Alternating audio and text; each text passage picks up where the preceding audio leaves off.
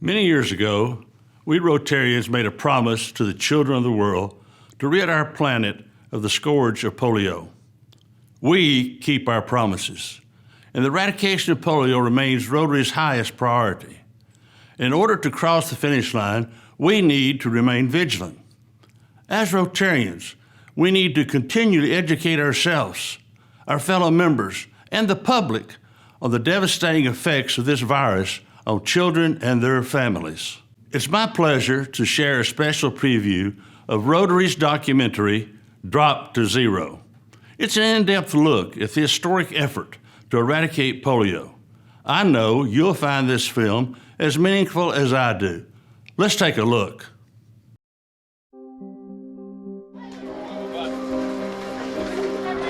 हुआ सबसे ज़्यादा दुख हुआ कि आज हमारे भी दोनों पैर होते तो हम भी कुछ दुख ज़्यादातर हुआ.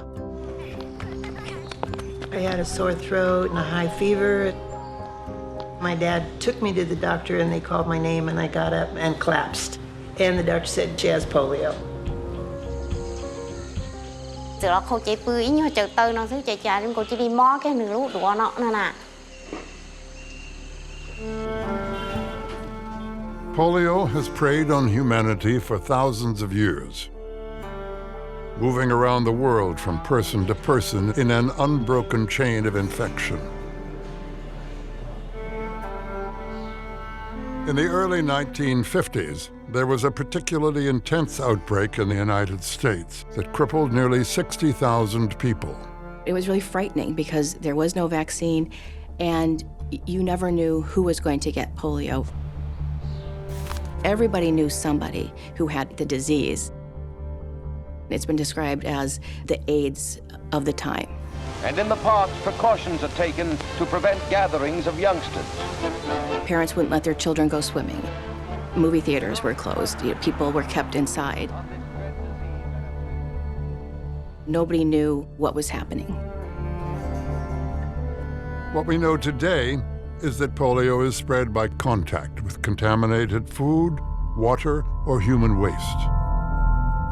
When the virus multiplies in the intestines, many children will only suffer from mild flu-like symptoms.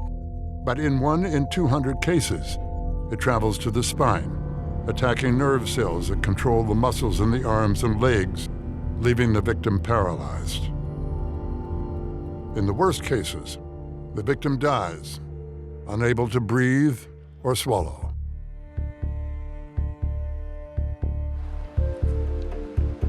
In 1954, at the height of the epidemic, Dr. Jonas Salk tested an injectable vaccine, which offered a first ray of hope. Approximately 5 years later, Dr. Albert Sabin developed an oral vaccine that was less expensive and easier to use. Humanity finally seemed to be gaining the upper hand. Dr. Salk, you have said that eliminating polio is no longer a scientific problem. I take it you are correctly quoted.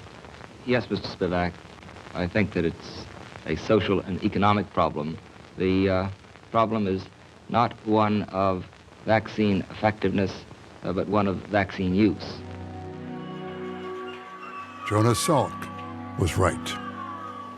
By 1979, 61 countries had used the two vaccines to eradicate polio, including the United States and Canada. But in the rest of the world, we were still seeing 350,000 children paralyzed every year. So that was part of what contributed to the launching of the Global Polio Eradication Initiative, to ensure that every single child benefits from vaccination. No child should have polio. We come to this hour grateful for the achievements of the past. The drive for global eradication came from a most unlikely source. Rotary International, a group of business and professional leaders dedicated to public service, was looking for a global project to celebrate its 75th anniversary. Smallpox had been eradicated just 1 year before, so we decided to take on polio. It seemed like an impossible dream. When we first approached the World Health Organization about working with us to eradicate polio, they felt that we were amateurs, we didn't know what we were talking about, that we really didn't have anything to bring to the table. So Rotary went it alone, supplying volunteers and vaccines for mass immunization programs around the world. We knew that there was a vaccine that could be easily administered. It could be done by non-professional individuals by just putting 2 little drops into the child's mouth. From Brazil to El Salvador, from Indonesia to the Ivory Coast. These initial campaigns were remarkably successful. In 1979, we did a huge vaccination program in Philippines, 6 million children, and we found it worked. And Rotary raised money for further campaigns. If exceeded that goal and raised $119,186 million. We're over goal! Now, the World Health Organization took notice. We went back to them and said, we've raised $248 million. Will you work with us to accomplish this? And at that point, the World Health Organization said, yes. The fact that a volunteer organization can persuade public and private people to join us in this manner, I think, says a great deal for mankind that it can be done. In 1988, the World Health Organization launched a public-private partnership called the Global Polio Eradication Initiative, officially adopting Rotary's dream. Without Rotary International lobbying and pressuring and forcing agencies to talk to each other and governments to talk to agencies, we never would have started the Global Polio Eradication Initiative. The United Nations Children's Fund agreed to purchase and distribute vaccines. The U.S. Centers for Disease Control would serve as the program's global virus hunters. You know, if you look at what's made a difference in terms of the progress, often political commitment has been a factor. And Rotary has been key in terms of motivating community leadership, political leadership, to get this job done. The World Health Organization would direct the program's strategy, and Rotary would continue to supply volunteers, raise funds, and act as the program's global advocate. There were many skeptics. The sheer magnitude of vaccinating between 250 million and 400 million children every year, it's mind-boggling. It's the largest global health initiative in history, involving more people on the planet than any other initiative. When the program started in 1988, the goal was to eradicate polio by the year 2000. Although the program missed its original deadline, the number of infected countries dropped from 125 to 9.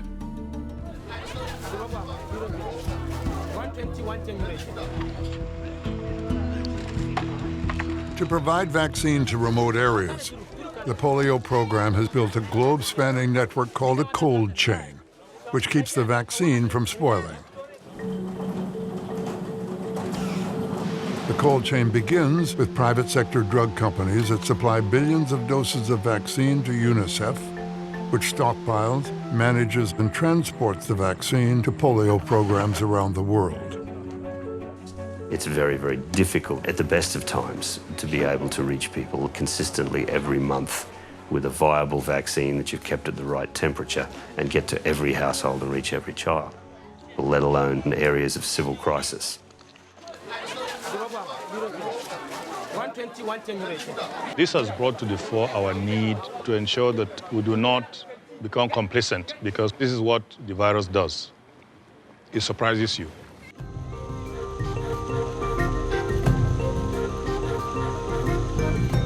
As the global program closes in on the goal of eradicating polio, all the stakes get higher. They'll say, we made a promise to the children of the world, and we haven't delivered yet, and we won't stop until we do.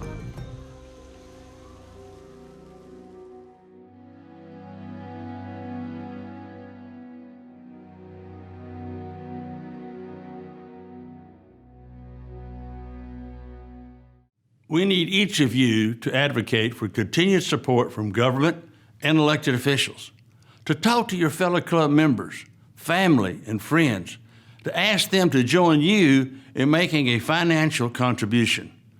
Let's not forget that every donation to End Polio Now will be matched 2-to-1 by the Bill and Melinda Gates Foundation. And finally, please encourage your district leaders to contribute district-designated funds. District-designated fund contributions will be matched 1-for-1 by the World Fund.